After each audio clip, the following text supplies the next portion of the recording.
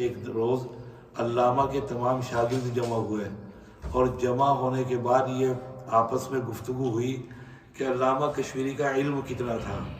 آپس میں بات کرتے کرتے یہ فیصلہ ہوا کہ اسلام کی آخری 500 سال میں جتنے علماء پیدا ہوئے کل دنیا کے اندر، ان سب کا علم اگر جمع کر لیا جائے تو انور شاہ کے علم کی زکوٰۃ بھی ادا نہیں ہوگی۔ یہ اللہ تعالیٰ نے علم عطا فرمایا تھا۔ دارالعلوم دیوبند کے شیخ الحدیث بھی تھے اور صدر المدرسین بھی تھے۔ وہاں کی شورا میں نامور شخصیات تھیں دارالعلوم کی ایگزیکٹو باڈی میں اور اس کی شورا میں۔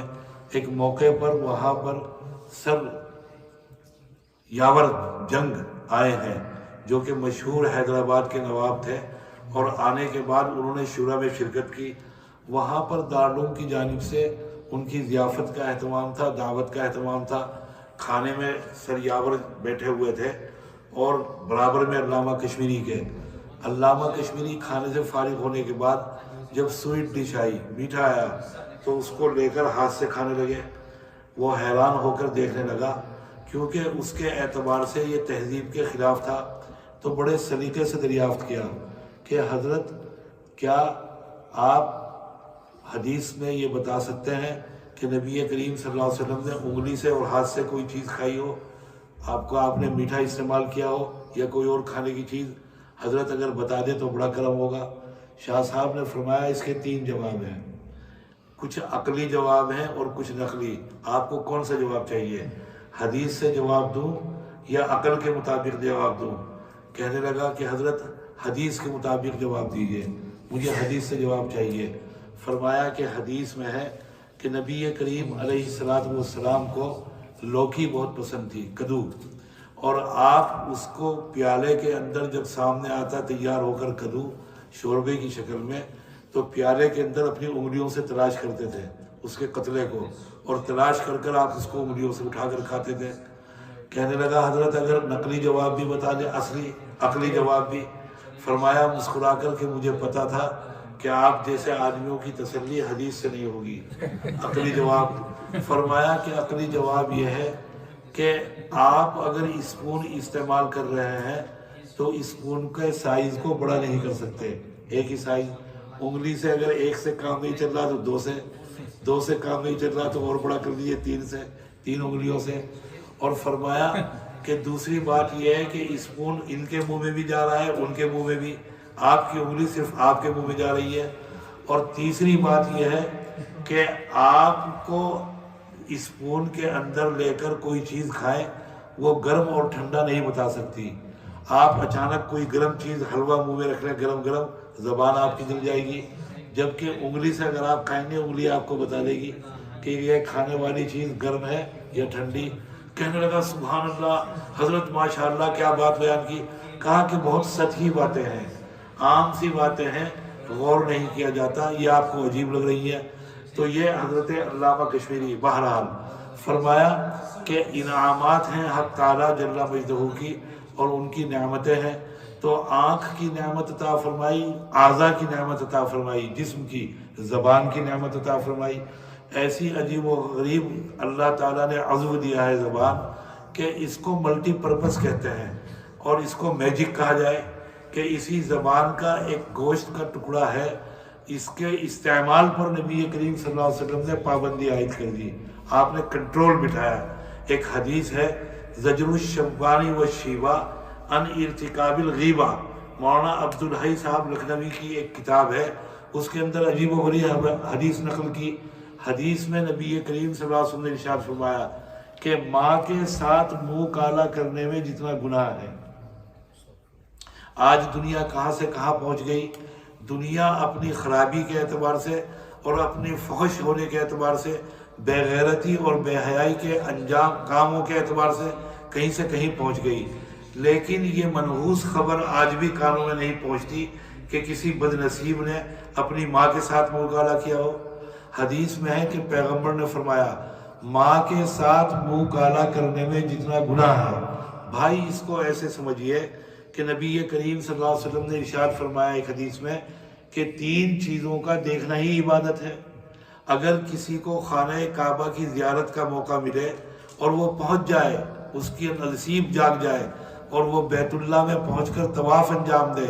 لکھا حضرات اہل علم نے کہ بیت اللہ میں پہنچ کر سب سے اہم ترین عبادت طواف ہے، طواف سے بڑھ کر کوئی عبادت نہیں ہے۔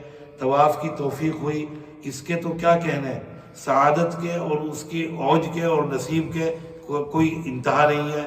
لیکن اگر کوئی بیٹھ کر بیت اللہ میں صرف خانہ کعبہ کی زیارت کیا کرے اور دیکھے کہ یہ میرے رب کا گھر ہے، عبادت ہے۔ فرمایا نبی کریم صلی اللہ علیہ وسلم نے کہ قرآن مجید کی تلاوت اور قرآن مجید کی قرأت اور قرآن مجید کی ترتیل اور قرآن مجید کا پڑھنا، اس کے ثواب کا اور اجر کا تو کیا کہنا، ایک ایک حرف پر 10 نیکیاں ہیں۔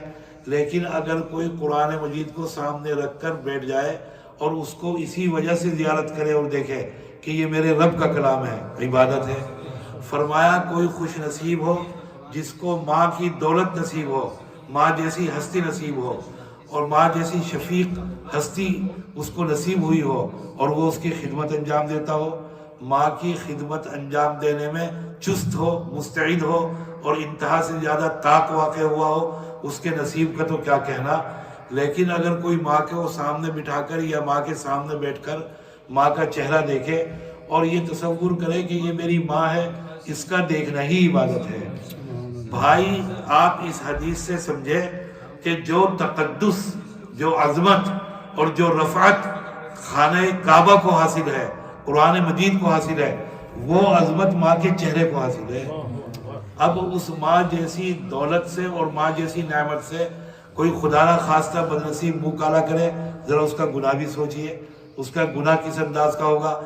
اب سنیے، فرمایا نبی کریم صلی اللہ علیہ وسلم نے، ماں کے ساتھ منہ کالا کرنے میں جتنا گناہ ہے، اس سے 26 زائد درجہ گناہ سود کھانے میں ہے۔ جتنا گناہ سود کھانے میں ہے، آپ نے فرمایا اس سے 26 درجہ زائد گناہ غیبت کرنے میں ہے۔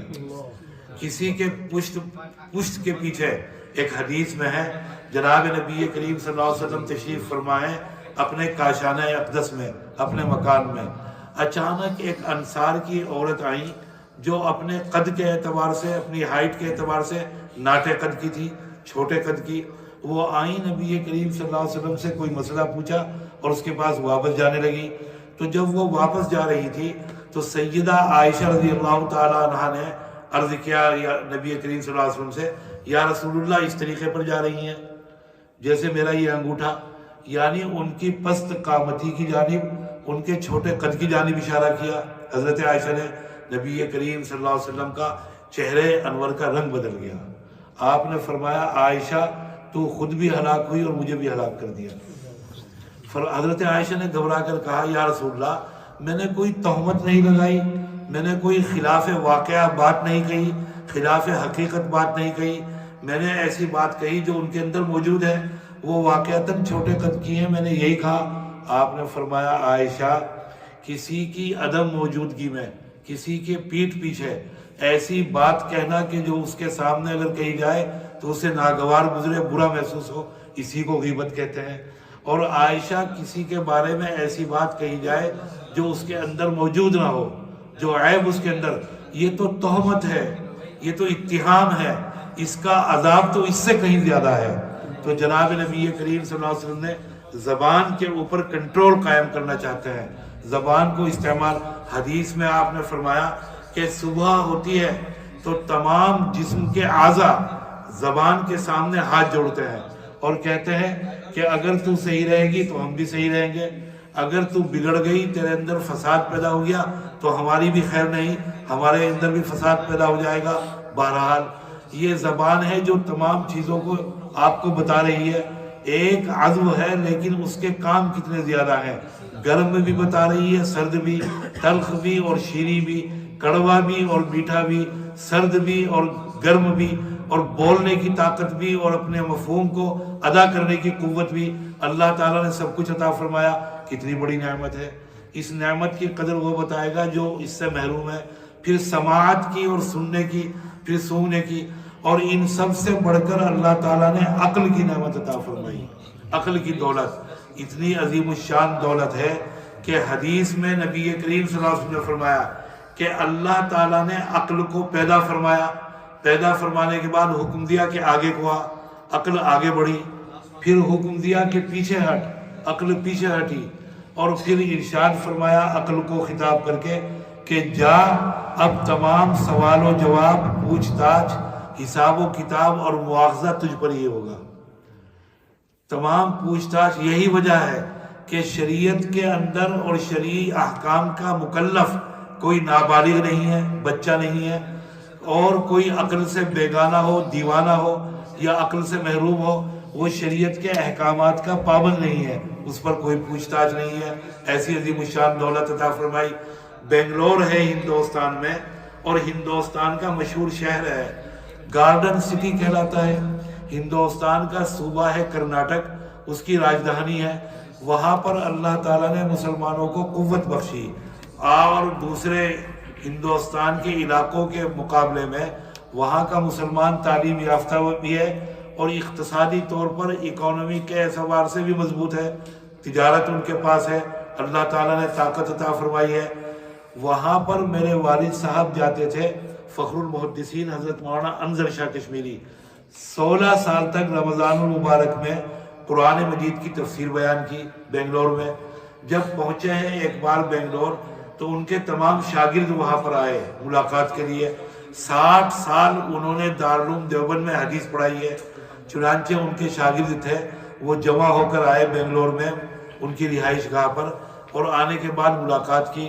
ان میں سے ایک شاگرد بولے کہ حضرت یہاں آپ کے شاگرد ہیں، وہ آپ کو لے جائیں گے بنگلور کی سیر کرانے، کوئی میوزیم دکھائے گا، کوئی یہاں کا اسمبلی ہال دکھائے گا، کوئی یہاں گارڈن لے جائے گا، کوئی آپ کو زو لے جائے گا۔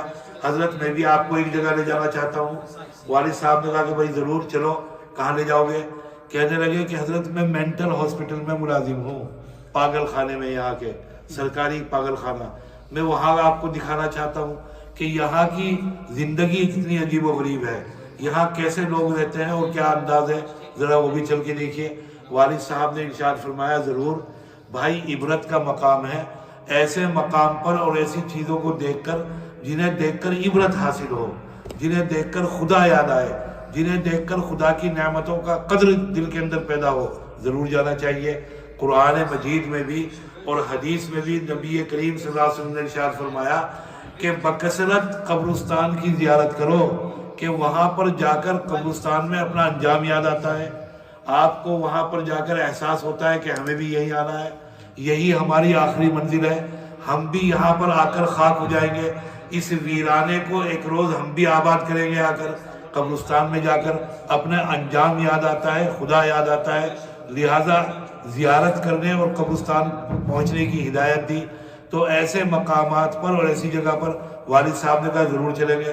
میں بھی ساتھ میں تھا، کم عمر تھا میں، جب پہنچے پاگل خانے میں تو عجیب منظر دیکھا، 2 سال کے بچوں سے لے کر 90 سال کے لوگ تک، بوڑھے تھے، جوان اور بوڑھے اور ادھیڑ عمر اور عورتیں۔ ایک لڑکی کو دیکھا انتہا سے زیادہ خوبصورت غیر مسلم لڑکی، بالکل جوان لڑکی، لوہے کے ایک پنجرے کے اندر اسے قید کیا ہوا تھا، بند کیا ہوا تھا، اور اس کا پاگل پن یہ تھا کہ وہ ٹہل رہی تھی پورے 1 سیکنڈ کے لیے۔ انہوں نے بتایا کہ ایک لمحے کے لیے یہ نہیں بیٹھتی نہ یہ سوتی، بس یہ اتنی تعلیم یافتہ ہے کہ اس نے B.Com کیا۔ یہ 70s کی بات ہے، سن 1970 کے عشرے کی بات۔ اس وقت کامرس کی ڈگری آئی تھی B.Com اور M.Com، تو بڑا تعلیم یافتہ سمجھا جاتا تھا جو B.Com ہوتا تھا۔ تو انہوں نے کہا کہ یہ B.Com ہے، لڑکی تعلیم یافتہ ہے، اور اس کو دیکھ کر اس نے ٹیلی ویژن پر فلمی گانے سن کر اس کی عقل چلی گئی۔ نیا نیا ٹیلی ویژن آیا تھا ہندوستان میں، فلمی گانے سنتی تھی، اور کہنے لگے حضرت یہ اتنی دیر کھڑی ہوتی ہے جب ہفتے میں کوئی اس کا رشتہ دار آتا ہے اور وہ اس کے سامنے کھڑے ہو کر گانے سناتا ہے، اتنی دیر یہ ٹھہرتی ہے۔ جہاں وہ گیا اور اس نے ٹہلنا شروع کیا، اور دن رات 24 گھنٹے ٹہلتی رہتی ہے، یہ دکھایا۔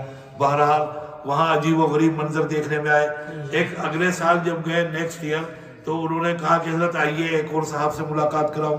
ایک صاحب کے کمرے میں پہنچے، ان صاحب کو دیکھا، وہ استقبال کے لیے آئے، بہت لہیم و شہیم، سرخ سفید اور بہت ہٹے کٹے صحت مند آدمی، بڑے سلیقے کے کپڑے پہنے ہوئے، بنیان دھلا ہوا، سفید لنگی انہوں نے پہنی ہوئی، ازار، اور کمرہ بھی بہت ہی سلیقے کا اور آراستہ، معلوم ہوتا تھا کہ ان کا کمرہ کسی خاتون نے سجایا ہے سلیقے کے ساتھ۔ کمرے کے ایک جانب کے اندر چارپائی، اس کے اوپر قاعدے سے بستر، اور ایک کونے کے اندر ٹیبل، اس کے اوپر ٹیبل لیمپ اور پانی جگ کا رکھا ہوا۔ جس وقت ہم ان کے کمرے کے قریب پہنچے تو وہ باہر آئے، والد صاحب کا استقبال کیا اور انہوں نے کہا آئیے مولانا تشریف لائیے، اور بڑے سلیقے قاعدے کے ساتھ کرسی پر بٹھایا والد صاحب کو اور خود چارپائی پر بیٹھ گئے، بات کرتے رہے۔ 2-3 منٹ بات کرنے کے بعد والد صاحب کو شک ہوا کہ یہ تو شاید کسی نے ان کے ساتھ کوئی زیادتی ہو گئی، یہ تو بہت ربط کے ساتھ بات کر رہے ہیں، بڑی سلیقے کی گفتگو کر رہے ہیں، ان کی گفتگو سے ایک بھی بات ایسی ظاہر نہیں ہوئی کہ یہ عقل سے محروم ہے۔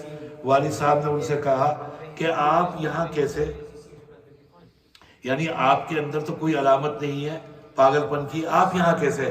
کہنے لگے حضرت میری داستان بڑی درد انگیز ہے اور بڑی غمناک ہے۔ والد صاحب نے پوچھا کیا ہوا؟ کہ میں احمد آباد کا رہنے والا ہوں، گجرات کا، اور ہمارے یہاں 3-4 فیکٹری ہیں کپڑے کی، کپڑا بنانے کی، اور سینکڑوں ہمارے یہاں ملازم ہیں، بہت بڑا کاروبار ہے ہمارا۔ میری والدہ کا انتقال ہوا، میرے والد نے دوسری شادی کی، میرے بہن بھائی پیدا ہوئے، اب میری دوسری والدہ کو یہ ہوا کہ مجھے بھی فیکٹری میں حصہ دینا پڑے گا، لہٰذا انہوں نے میرے بارے میں خاندان میں پروپیگنڈا شروع کیا کہ میں پاگل ہوں۔ اسی پروپیگنڈا اور دشمنی کا نتیجہ ہے کہ آج میں یہاں پاگل خانے میں موجود ہوں۔ والد صاحب نے اظہار افسوس کیا، اظہار ہمدردی کیا، ان کو تشفی کے اور تسلی کے کلمات کہے اور اٹھنے کے لیے چلے۔ کہنے لگے حضرت آپ کے آنے سے بڑی تسلی ہوئی، بڑا سکون ہوا، اگر آپ کو برا نہ لگے تو چند منٹ اور بیٹھیے، بڑا دل میرا بہترین طریقے سے اچھا محسوس کر رہا ہے، آپ کچھ دیر اور بیٹھیں۔ والد صاحب بیٹھ گئے۔ 2-4 منٹ کے بعد والد صاحب نے کہا کہ بھائی آج جمعہ ہے اور سٹی کی جامعہ مسجد میں میرا پروگرام ہے، مجھے جانا ہے۔ کہنے لگے حضرت آپ بھی کہیں گے کہ پریشان کر دیا، اگر کچھ دیر اور بیٹھتے تو مجھے اور سکون۔ بھائی حضرات اہل دل، اہل اللہ اور اللہ کے نیک بندے، ان کی چند منٹ کی صحبت سکون قلب کا باعث ہوتی ہے۔ کبھی کبھی قلب کی کائنات بدل جاتی ہے۔ دہلی کے اندر مشہور بزرگ ہیں اور ہمارے بزرگوں کے قافلہ سالار حضرت خواجہ باقی باللہ دہلوی، بڑے عظیم الشان اور پائے کے بزرگ گزرے ہیں۔ حالات میں لکھا حضرت کے واقعات میں کہ حضرت کے یہاں ایک روز مہمان آ گئے اچانک، اور کھانے کا وقت تھا۔ جب مہمان آئے تو حضرت نے ان کو بٹھایا اور گھر میں تشریف لے گئے، اور اہلیہ سے پوچھا کہ کچھ ہے کھانے کو؟ وہ بگڑ گئی، کہنے لگی تم نے تو اپنی دکان جما رکھی ہے باہر، پیر بنے بیٹھے ہوئے ہو، اور تمہاری دکان خوب چل رہی ہے، اور تمہیں گھر کا کیا پتا کہ کیا ہو رہا ہے، اتنے دن سے فاقہ یہاں کام کیا لینے آئے ہو؟ عورتوں کو بڑا احساس ہوتا ہے ان چیزوں کا۔ سیدنا جابر ابن عبداللہ رضی اللہ تعالیٰ عنہ بیان کرتے ہیں، بخاری شریف کی حدیث ہے کہ غزوہ خندق کے موقع پر میں نے سرور کائنات صلی اللہ علیہ وسلم کو دیکھا کہ آپ کا پورا جسم اور آپ کا بطن مبارک اور سینہ گرد و غبار میں اٹا ہوا ہے۔ آپ بھی دوسرے صحابہ کے ساتھ خندق کے کھدوانے میں اور زمین کو کھودنے میں مصروف ہیں۔ چنانچہ میں نے آپ کے جب پیٹ کو غور سے دیکھا تو ہم سب کے پیٹ پر ایک پتھر تھا، پیغمبر کے پیٹ پر 2 پتھر بندھے ہوئے تھے، فاقے کی کثرت کی وجہ سے اور بھوک کی شدت کی وجہ سے۔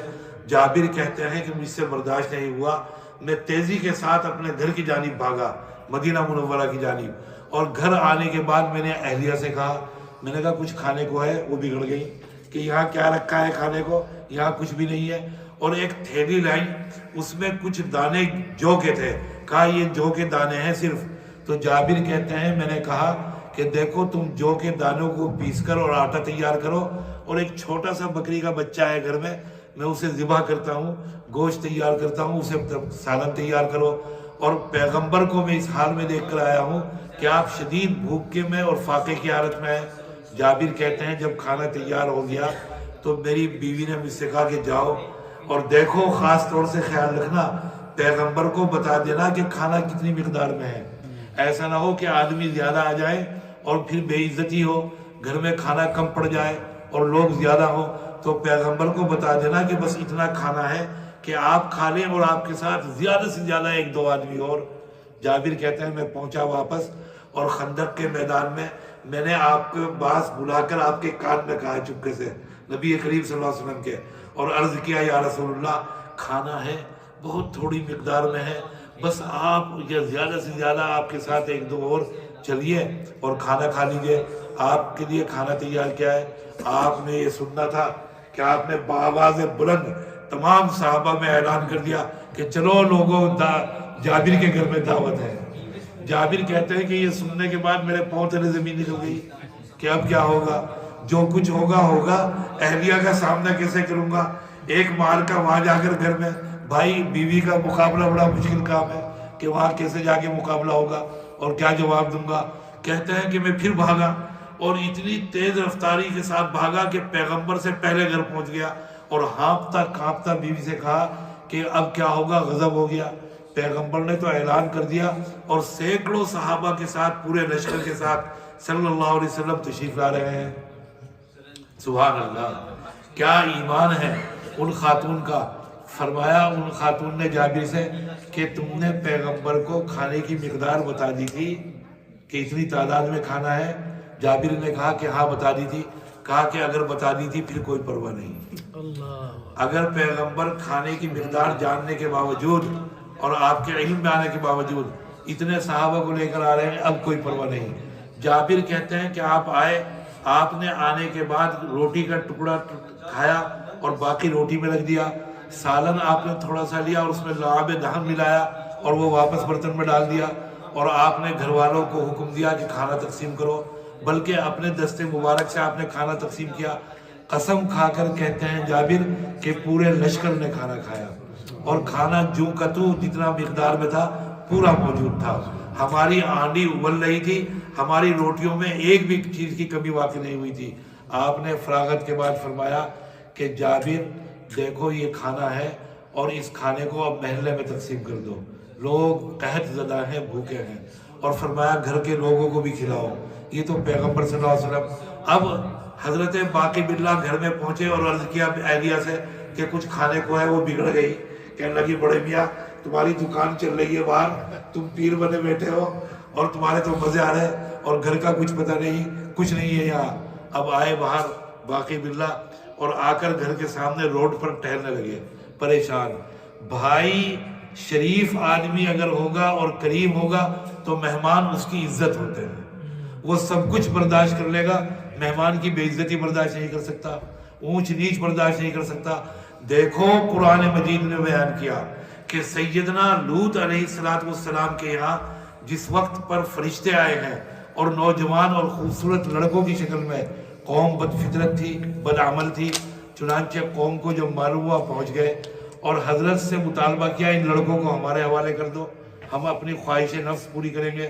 حضرت کا مقولہ اس وقت قرآن مجید نے نقل کیا، قرآن میں حضرت فرمایا حضرت نے ہاؤلائی بناتی ہن اطہر لکم، کہ تم میرے مہمانوں کے ساتھ بدسلوکی مت کرو، یہ میری بیٹیاں ہیں، ان کے ساتھ اپنا منہ کالا کرنا ہے تو کر لو۔ اپنے مہمانوں کے مقابلے میں اپنی بیٹیوں کو پیش کر دیا۔ اگرچہ دوسرے مفسرین نے لکھا، حضرات اہل علم نے، کہ حضرت کا مقصد یہ تھا کہ امت کے اندر بیٹیاں موجود ہیں، لڑکیاں موجود ہیں جو نکاح کا صحیح مصرف ہیں، خواہش نفس پوری کرنے کی صحیح موضوع اور مقام ہے، ان سے جا کر نکاح کرو۔ یہ کیا بد فطرتی ہے کہ تم ایسے خبیث عمل کے اندر مبتلا ہو، یہ مطلب تھا۔ لیکن حضرت نے اپنی بیٹیوں کو قربان کر دیا اپنے مہمانوں کے لیے۔ چنانچہ باقی باللہ پریشان ٹہل رہے ہیں کہ مہمان بیٹھے ہوئے ہیں، کھانے کا کوئی نظم نہیں۔ سامنے حضرت کی خانقاہ کے ایک ڈھابے والا تھا جس کے ڈھابے کی دکان تھی اور کھانے کا بھٹیار خانہ، وہ حضرت کو دیکھ رہا تھا کہ حضرت پریشان ٹہل رہے۔ 2-3 منٹ کے بعد اٹھ کر آیا اور آ کر حضرت سے کہا کہ حضرت آپ کچھ پریشان معلوم ہو رہے ہیں، کیوں ٹہل رہے ہیں، کیا بات ہے؟ صاف لوگ ہوتے تھے، سادہ دل، مقصد کی بات بغیر لاگ لپیٹ کے کہتے تھے، کوئی تصنع نہیں۔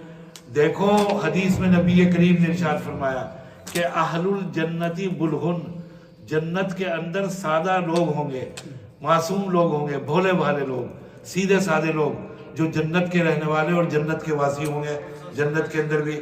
تو اہل علم اور حضرات اہل اللہ بھی صاف دل اور سادہ لوگ، چنانچہ حضرت نے بغیر لاگ لپیٹ کے کہا کہ بھائی مہمان آ گئے، گھر میں کھانے کے لیے کچھ نہیں ہے، کہاں سے انتظام کروں، اسی فکر کے اندر مبتلا ہوں۔ اس نے کہا حضرت کھانا میرے ڈھابے پر تیار ہے، آپ مہمانوں کے ساتھ بیٹھیے، ان کے ساتھ گفتگو کیجیے، بس میں ابھی کھانا لایا اور کھانا آپ کے خدمت میں پیش کروں گا، آپ بے فکر ہو کر انہیں کھلائیے۔ بھائی خدمت وہ ہوتی ہے جو وقت کے اوپر ہو، بر وقت جو خدمت ہوتی ہے اس کا تو اجر اور ثواب، اور اس سے جو مسرت ہوتی ہے اس کا تو کیا کہنا۔ سیدنا عبداللہ ابن عباس رضی اللہ تعالیٰ عنہ فرماتے ہیں، نبی کریم صلی اللہ علیہ وسلم کے چچا کے بیٹے ہیں حضرت عباس کے، عبداللہ ابن عباس، کہتے ہیں کہ ایک رات کو نبی کریم صلی اللہ علیہ وسلم کے گھر پر میں اپنے خالو کے گھر پر گیا، اس ارادے سے کہ آج رات کو یہیں سوؤں گا، اور رات میں نبی کریم صلی اللہ علیہ وسلم کے معمولات دیکھوں گا کہ آپ رات کے اندر کیا کرتے ہیں، کتنی عبادت کرتے ہیں۔ کم عمر تھا میں، ابھی بالغ نہیں ہوا تھا، میں پہنچ گیا اپنی خالہ میمونہ کے گھر۔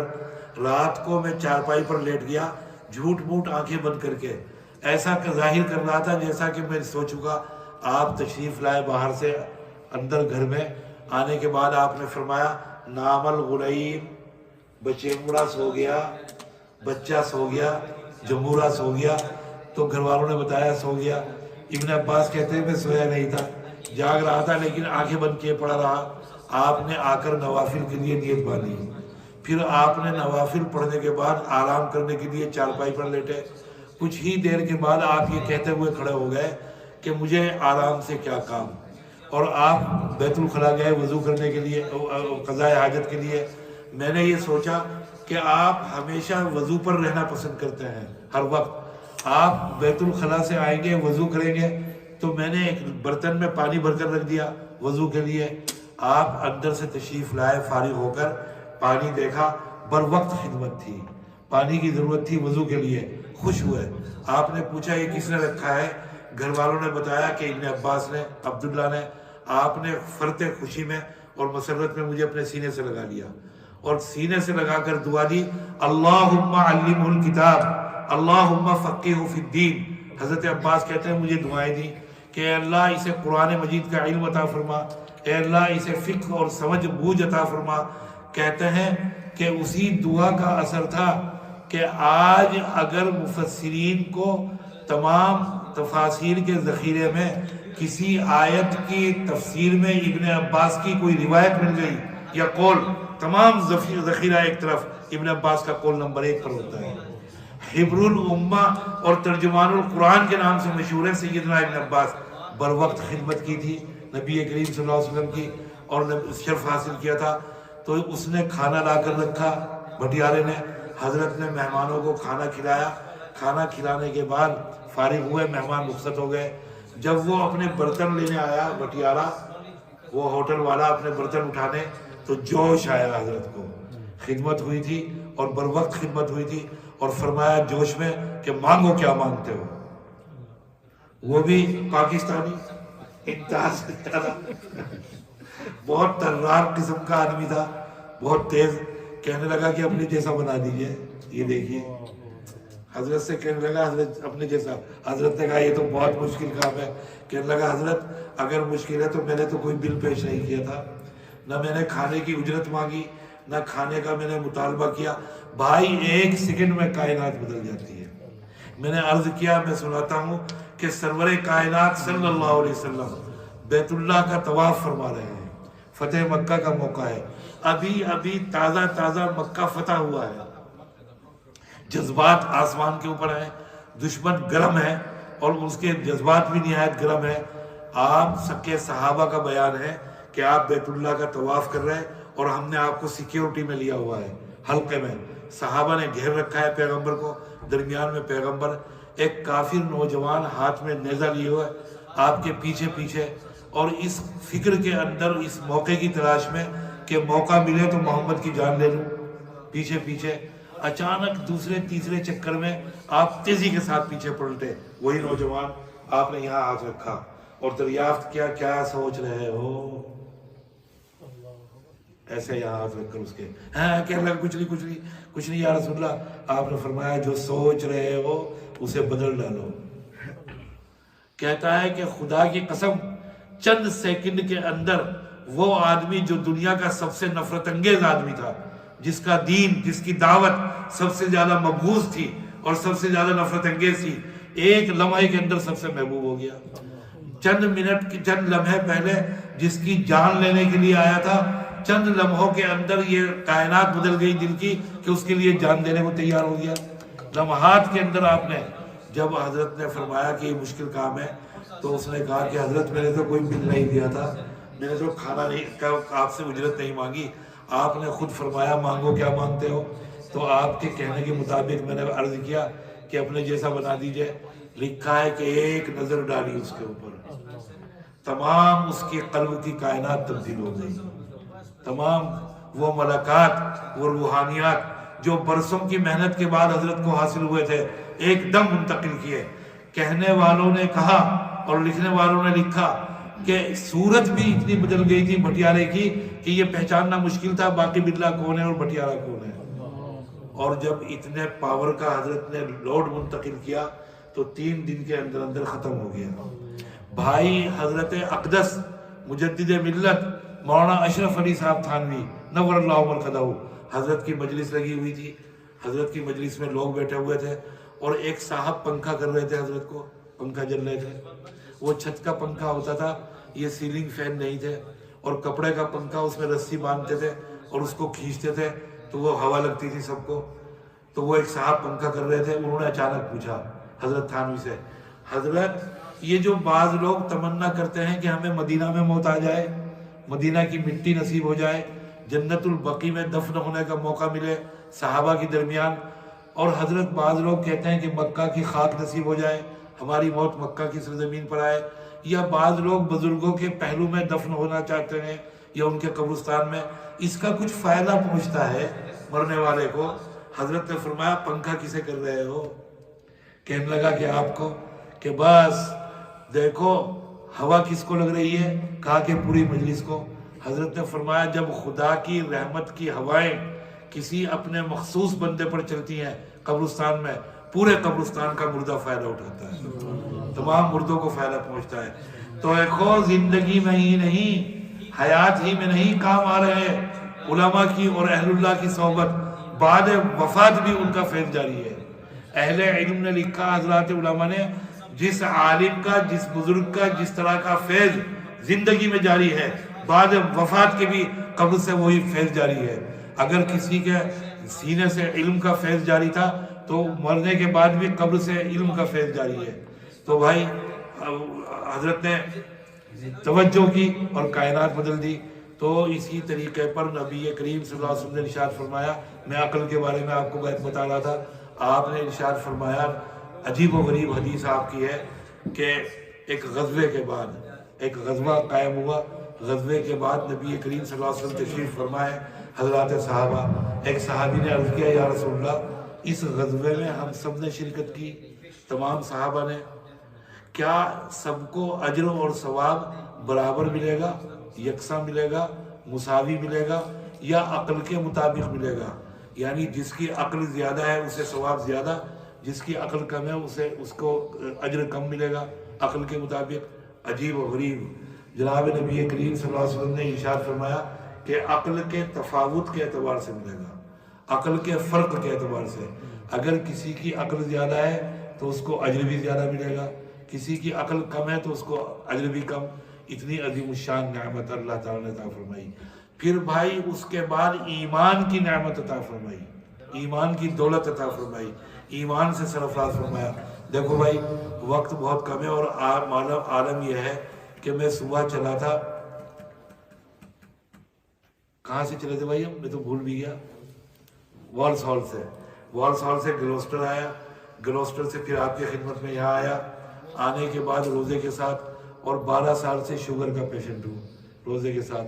اتنی ہمت میری بھی نہیں ہے کہ آپ کے سامنے آیت میں نے پڑھی تھی، آیت کا تو ابھی پس منظر بھی نہیں بیان کیا، میں آپ کو بتاتا کہ جنت ہے یا نہیں، جہنم ہے یا نہیں، اگر ہے تو کہاں اس کا علاقہ جہنم کون سا ہے، جنت میں داخل ہونے والے اعمال کون سے ہیں، سب سے زیادہ فاسٹ ترین ٹریک کون سا ہے، جنت میں داخل ہونے کا میں آپ کے سامنے عرض کرتا، جنت سے متعلق اور جنت کی وسعتوں سے متعلق آپ کے سامنے بیان کرتا، مغفرت کے بارے میں بیان کرتا، لیکن پھر کبھی آئندہ انشاءاللہ حاضر ہوں گا اور آیت کے اوپر کچھ عرض کرنے کی کوشش کروں گا۔ سر دست و اجازت، وآخر دعوانا ان الحمدللہ رب العالمین۔ دعا کر لیجئے گا بھائی، اپنے لیے دعا کیجئے، اپنے اہل و عیال کے لیے، اپنے اعزہ کے لیے، اپنے اقارب کے لیے، اور یہ کہ آج عشرہ مغفرت تقریباً شاید ختم ہو گیا، جی آخری عشرہ شروع ہو گیا، آخری عشرہ کا آغاز اور ابتدا ہے۔ یہ 2 عشرے ہماری غفلت کی نظر ہو گئے، ہم نے عشرہ رحمت میں ایسی اللہ تعالیٰ کی طرف توجہ نہیں کی، اپنی غفلتوں کی وجہ سے جیسا کرنی چاہیے محروم ہے، ایسے ہی اپنے گناہوں کی ایسی مغفرت نہیں چاہیے جیسا کہ چاہنی چاہیے تھی۔ بھائی اب جو پروانہ آزادی اللہ تعالیٰ سے دیکھو، تمام خیر اللہ تعالیٰ نے آخر میں رکھ دی، ہر چیز کے آخر میں خیر رکھ دی۔ دیکھو جناب سرور کائنات صلی اللہ علیہ وسلم خاتم النبیین ہے، آخر میں آپ کو لے کر آئے، آخر حصے کے اندر لے کر آئے، خیر ہی خیر ہے آپ کا وجود، تو ہر چیز کے آخر میں خیر ہے۔ یہ عشرہ خیر شروع ہوا ہے، اس کے اندر زیادہ سے زیادہ عبادت اور دعائیں کی جائیں اور اللہ تعالیٰ کو نزدیک اس کی رحمتوں کا اپنے آپ کو مستحق بنایا جائے۔ خدا تعالیٰ دعائیں قبول فرمائے۔ عالم اسلام کے لیے دعا کیجیے، ہندی مسلمانوں کے لیے دعا کیجیے، بڑے سخت حالات کے اندر ہیں، بڑے سخت حالات کے اندر ہیں۔ فلسطینی مسلمانوں کے لیے دعا کیجیے، برمی مسلمان، اور جہاں جہاں عالم اسلام میں مسلمان خطرات کے اندر ہیں ان کے لیے، عالم اسلام کے حکماء اور عالم اسلام کے جو حکمراں ہیں ان کے لیے دعا کیجیے کہ اللہ تعالیٰ انہیں فیصلوں کی جرأت عطا فرمائے، عقل سلیم عطا فرمائے، اور خداوند تعالیٰ بہترین فیصلہ کرنے کی توفیق عطا فرمائے۔ آپ مسلمانوں کی آبرو، ان کی مال اور عزت اور جان کے لیے دعا، اور اپنے اہل و عیال کے لیے دعا کیجیے، اپنے ان مردوں کے لیے دعا کیجیے جو اس دنیا سے جا چکے ہیں، والدین کے لیے، اپنے اعزہ و اقارب رشتہ داروں کے لیے، اپنے احباب کے لیے، اپنے متعلقین کے لیے، اور اپنے اہل محلہ کے لیے جو دنیا سے رخصت ہو کر خدا کے دربار میں پہنچ چکے۔ درود شریف پڑھ لیجئے، شب جمعہ ہے، مبارک اوقات ہے، بھائی جم کر دعا کیجئے۔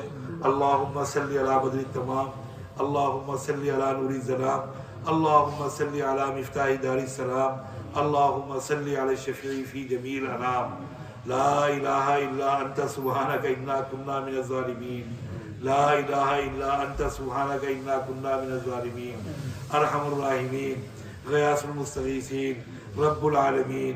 اے اللہ آپ اکرم الاکرمین ہیں، الہ العالمین، تمام خزانے آپ کے پاس ہیں، اے اللہ تمام قوتیں آپ کو حاصل ہیں، تمام طاقتیں آپ کو حاصل ہیں، ارحم الراحمین، آپ صاحب کن فیکون ہیں، آپ فعال لما یرید ہیں، آپ قادر ہیں، قدیر ہیں، مقتدر ہیں۔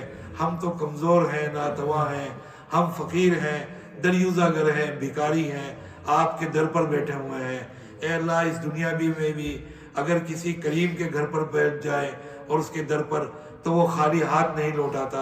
الہ العالمین ہم آپ کے در پر بیٹھے ہیں اس امید میں کہ ہمارے دامن مراد لبریز فرما دیں۔